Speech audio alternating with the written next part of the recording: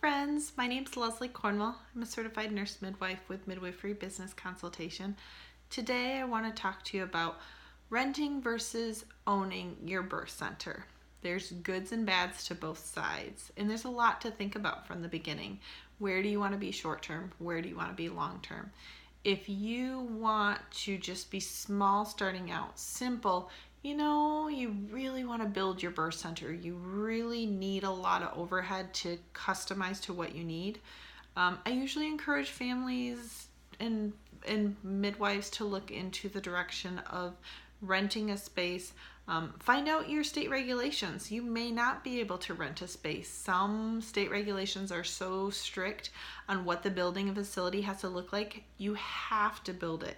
You have to gut an entire established building and the construction costs involved.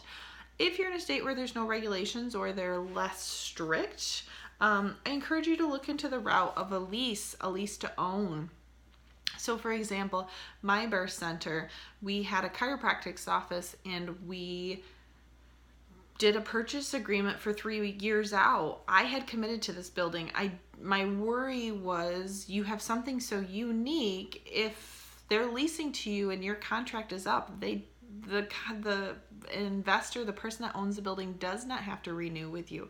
If you have an amazing location, a great rate, and all of a sudden the hospital next door doesn't like you being there, you don't have as much power with a leased location. So I wanted the best of both worlds. So I loved the strategy that I learned with my real estate education, leasing to own, or a purchase agreement in the future. So I'd have a lease, and part of my lease payments went towards purchasing it. So 3 years down the road, I was paying them every month, leasing. When it came time to buy the building, I didn't have to bring a single dime more to the closing of the birth center because I already paid the 20% down when I did it the last 3 years. Talk about a huge stress off of you when you have a building, you know the location you're going to be in, all that construction costs you did in that space, is yours. That's your equity. This is your building. You just haven't quite purchased it yet. So there's amazing strategies out there, just depending on what your needs are. If you know that it's more of a strict practice, guidelines, regulations, and you've got investors, you've got a doctor, you've got a team of midwives, and you've got the capital to put a 20-30% down payment for a bank loan and do the construction, do all the initial capital startup, do it. You just have to know it's going to take you a lot longer to make the money.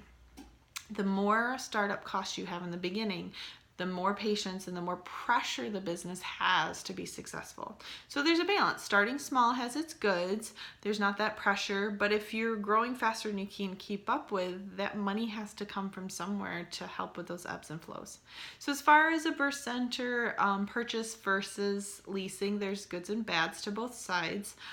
Just look in your area, what buildings are available. If real estate's really expensive, but leasing is more affordable at the moment, a month-to-month payment versus from the beginning coming down up with a down payment might make more sense for you. I'm Leslie Cornwell, Midwifery Business Consultation. Like us on Facebook, subscribe to our channel. Let me know if you have any questions. Thanks.